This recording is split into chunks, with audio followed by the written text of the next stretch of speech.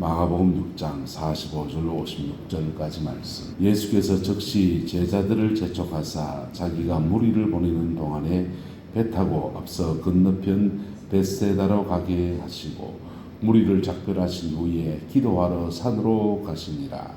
저물매 배는 바다 가운데 있고 예수께서는 홀로 무태에 계시다가 바람이 거스름으로 제자들이 힘겹게 노젓는 것을 보시고 밤 사경쯤에 바다 위로 걸어서 그들에게 오사 지나가리고 하시매 제자들이 그가 바다 위로 걸어오심을 보고 유령인가 하여 소리 지르니 그들이 다 예수를 보고 놀람이라. 이에 예수께서 곧 그들에게 말씀하여 이르시되 안심하라 내니 두려워하지 말라 하시고 배에 올라 그들에게 가시니 바람이 그치는지라. 제자들이 마음이 심히 놀라니 이는 그들이 그 떡 되시는 일을 깨닫지 못하고 도리어 그 마음이 둔하여졌음이러라. 건너가 게네사렛 땅에 이르러 대고 배에서 내리니 사람들이 곧 예수신 줄 알고 그 온 지방으로 달려 돌아다니며 예수께서 어디 계시다는 말을 듣는 대로 병든 자를 침상째로 메고 나오니 아무데나 예수께서 들어가시는 지방이나 도시나 마을에서 병자를 시장에 두고 예수께 그의 옷가에라도 손을 대게 하시기를 간구하니 손을 대는 자는 다 성함을 얻으니라. 아멘. 이 말씀의 축복과 은혜가 저와 여러분과 우리 교회와 우리 가정 안에 함께하게 되기를 예수 이름으로 축복합니다. 인생은 수많은 파도를 이렇게 헤쳐가는 항구 배와 같다, 그런 얘기 하지 않습니까? 배가 어디로 가겠다 목적지를 정하지만은 가는 항로도 이렇게 정해져 있죠. 항로도 정하지만은 가는 동안에는 도로가 따로 있지 않습니다. 그냥 망망대해를 이렇게 헤쳐나가다 보면 때로는 작은 파도도 만나고 큰 파도도 만나고 때로는 돌아가야 될 때도 있고 때로는 그 가까운 항구에 정박하고서 태풍을 피해야 될 때도 있고 고비고비를 지나갑니다. 오늘 제자들도 인생의 고비, 주님께서 제자들을 재촉하셔서 자기가 무리를 보내는 동안에 배 타고 건너편 벳세다로 가게 하셨다 이랬습니다. 예수님께서 오병이의 기적을 행했을 때 요한복음에 보면은 큰 신랑 힐갱이 일어나는 것을 볼 수 있습니다. 예수님은 눈에 보이는 떡을 주시면서 영적인 떡에 대한 말씀을 요한복음에 하시거든요. 그런데 영적인 떡에 대한 말씀을 하는데 사람들은 계속해서 예수님을 향해서 당신이 민생고를 해결할 수 있는 분이니 우리 임금되어 달라 그렇게 말하는 겁니다.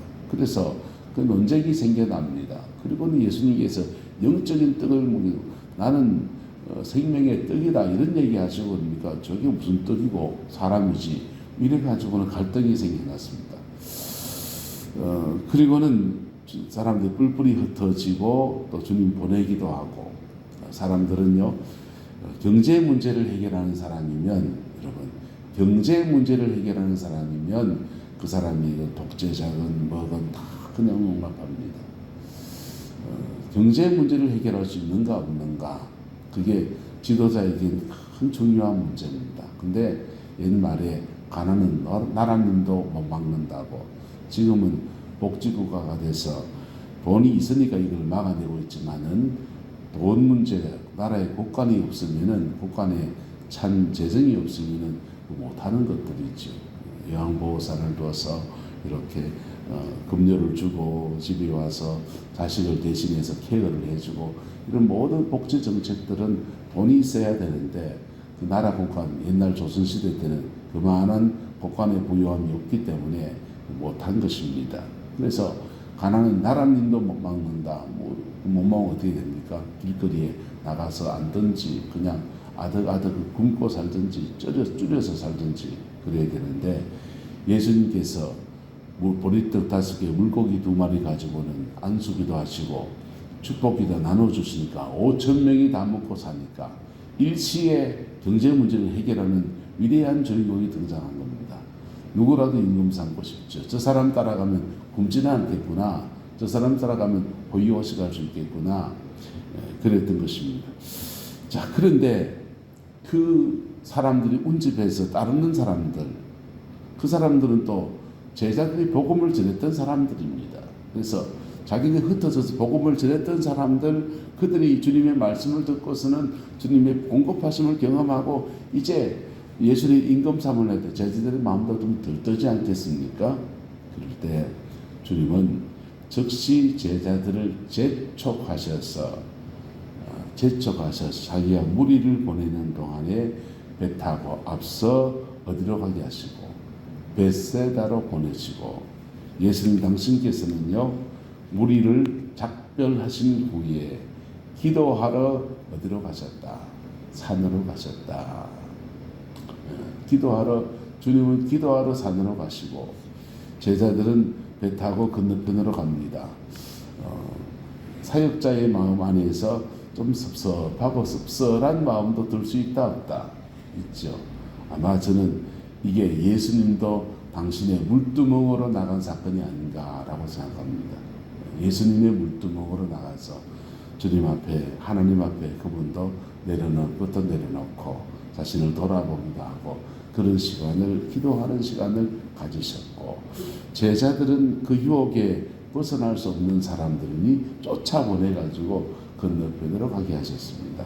근데 건너편으로 가는 그 노중에서 배는 저물매, 배는 바다 가운데 있고 예수께서는 홀로 무태에 계시다가 바람이 거스름으로 제자들이 힘겹게 노를 젓고 있는 것을 보셨다 했습니다.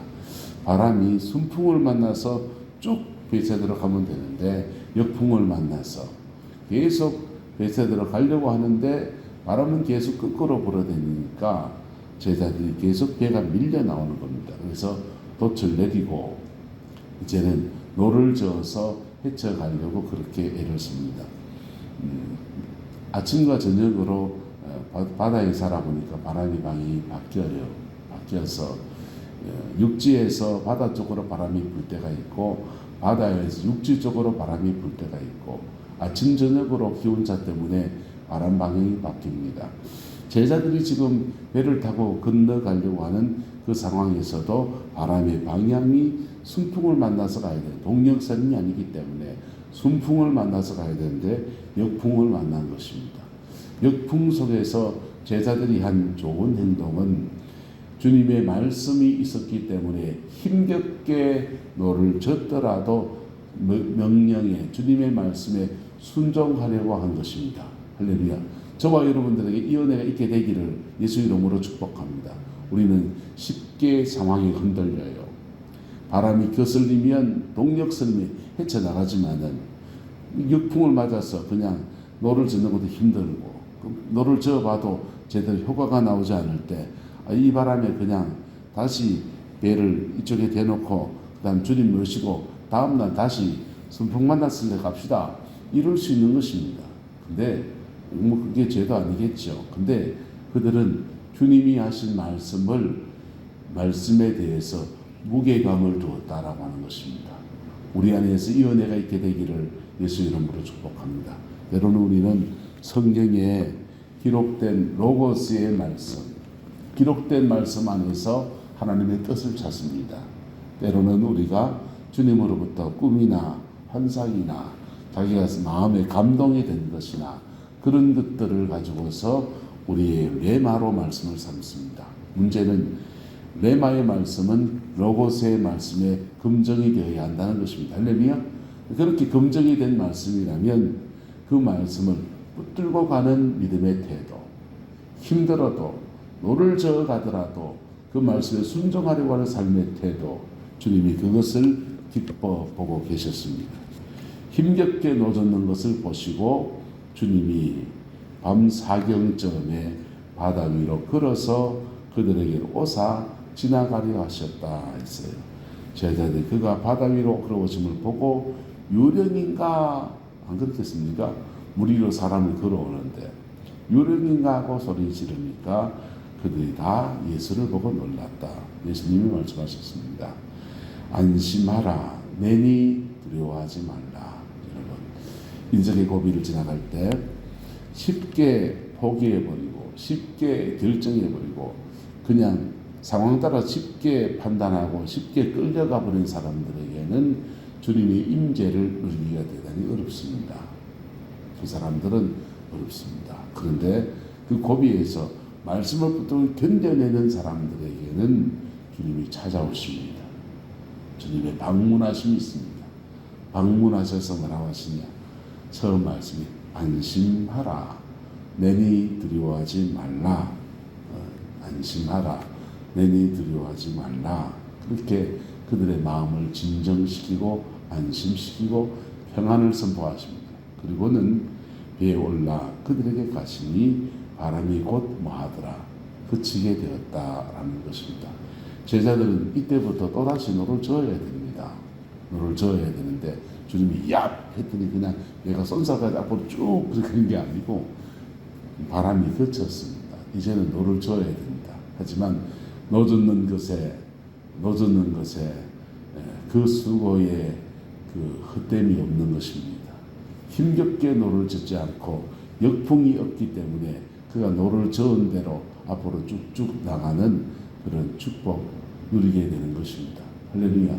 하나님은 때로는 기적을 행하시고 하나님은 때로는 우리 일상 안에서 축복하시고 그래서 주님이 건너편 땅으로 가게 하셨습니다. 이 여정에서 다른 복음서에서는 베드로가 톡 튀어나와서 말씀하지 않습니까? 만약 주님이시라면 나도 무리를 걸어가게 하옵소서. 그 믿음에 도전을 합니다. 그랬더니 건너와라 라고 하셨고 주님 베드로가 건너가다가 그도 물에 또 빠지는 그런 모습도 나오지 않습니까? 근데 물에 빠졌을 그때 베드로가 외친 말이 있습니다. 주여 구원하소서. 뭐 하소서?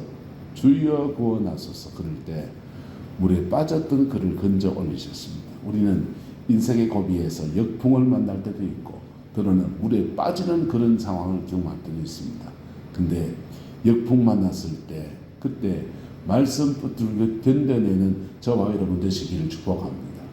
물에 빠졌을 때 주여 구원하소서 외치는 저와 여러분 되기를 축복합니다. 그럴 때 주님은 찾아오십니다. 찾아오셔서 물에 빠졌을 때는 건져내어 주시고 역풍 만나서 고민하고 번민할 땐 찾아오셔서 평강을 선포하시고 바람을 잠잠케 하시고 그들의 노젓는 수고가 헛되지 아니하도록 도와주셨습니다. 인생의 고비는 그렇게 주님 앞에 나름 그렇게 넘어가는 것입니다. 믿음의 사람들은 자기 인생의 고비를 이렇게 지나가면서 몇 가지를 깨달아요. 몇 가지를 깨닫는데 나는 주로 어떤 약점에 넘어지는가라는 것 첫 번째 깨닫습니다. 나는 주로 내 약점은 나의 아킬레스건은 이거야 라고 깨닫습니다. 그래서 그거 놓고서 늘 기도해야 됩니다. 구약 성경의 다윗 왕은 주여 내 입술에 파수꾼을 세워주옵소서 라고 구했습니다. 그 입술에 파수꾼을 세워주옵소서. 그래서 지도자가 되다 보니까 말 한마디가 무겁거든요. 그래서 말에 실수가 없기를 원해서 입술에 파수꾼을 세워달라라고 구했어요. 그런데 다윗 왕의 정말 연약한 점은 뭐였습니까? 성이었습니다. 다윗 왕의 치명적인 연약함은 입술도 있었겠지만 성이었습니다. 그래서 입술로는 다윗이 크게 넘어지진 않았습니다. 그러나 성으로는 그냥 된통 넘어져서 그냥 엄청난 그냥 바람이 그 가정 안에 삶의 자리 안에 불어닥친 것입니다. 인생의 고비를 지나가면서 우리는 내가 사단의 주로 공격받는 포인트가 뭔지 알아야 돼요. 그리고 그것은 날마다 주님께 의탁하면서 살아가는 것입니다. 어쩌면 그 사단의 그 공격 포인트는 평생 가는 포인트일 수도 있어요. 왜요? 인간이 우리만에 있는 가라지는요. 주님이 오실 때까지 그냥 두라 그러잖아요. 그 뽑다가 다른 것까지 같이 뽑을까 염려된다 그래서 우리 안에 있는 가라지는요.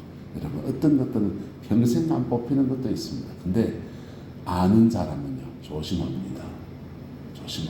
그래서 잘 주님 앞에 보증해 가면서 이렇게 가는 거예요. 두 번째는요. 고비마다 나의 의지를 들여서 그 다음은 주님의 은혜를 날마다 구하며 가는 것입니다. 어떤 때는 역풍을 만날 때도 있고 어떤 때는 순풍을 만날 때도 있고, 순풍 만났을 때 자고하지 않고, 역풍 만났을 때 낙심하지 않고, 함께 하신 주님 붙들고서 또는 찾아오신 주님을 기대하면서 한 고비를 넘어가다 보면 이상해요. 어떤 임계치를 지나면 주님이 역사하십니다. 어떤 임계치를 지날 때 역사하십니다. 어떤 고비를 넘어설 때 역사하시더라고요.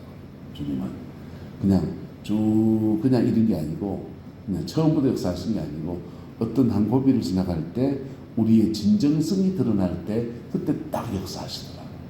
그래서 한 고비를 지나갈 그때 주님의 강력한 도우심과 은혜를 드리고서 하나님의 은혜 아래 우리 예수가 헛되지 아니해서 심은 대로 거두게 하시는 하나님이 좋은 것을 심게 하시고 좋은 것을 거두게 하시고, 때로는 물 구덩이에 떨어졌을 때에도 그때는 주의 은혜를 구할 때에 하나님이 건져 주시는 것을 경험해 가면서 우리는 하나님이 이끄시는 믿음의 여정을 꿋꿋이 걸어가고 그 속에서 승리의 역사를 이루어내는 것입니다. 그 복이 저와 여러분과 함께하게 되기를 예수님의 이름으로 축복하고, 우리 내남제일교회 가운데 함께하게 되기를 주님의 이름으로 소망합니다. 이 고비들 속에 낙심해 버린 사람들은요, 믿음에서 이탈한 사람도 있어요. 우리는 지나간 날 많이 보았잖아요. 저도 고등학교 때, 중학교 때 신앙생활을 같이 했던 친구들 중에 신앙을 떠난 친구들 참 많이 있습니다. 카톡방에 같이 있는데 교회 안 다녀요. 그 중에 들어는 가난한 성도, 그냥 혼자서 성경책 이런 친구도 있고, 전혀 그런 거 상관없이 완전히 세상으로 간 친구들도 있습니다. 근데요, 왜 그러냐? 고비를 못 넘어가서 그래요. 그 고비를 지나갈 때 주님의 임재가 있습니다. 그 고비를 믿음으로 버틸 때 하나님의 영광이 머물러 서는 것입니다. 그 복이 함께하게 되기를 예수 이름으로 축복합니다. 기도하겠습니다. 좋으신 아버지 하나님, 오늘 풍랑 중에 찾아오신 주님을 보았습니다.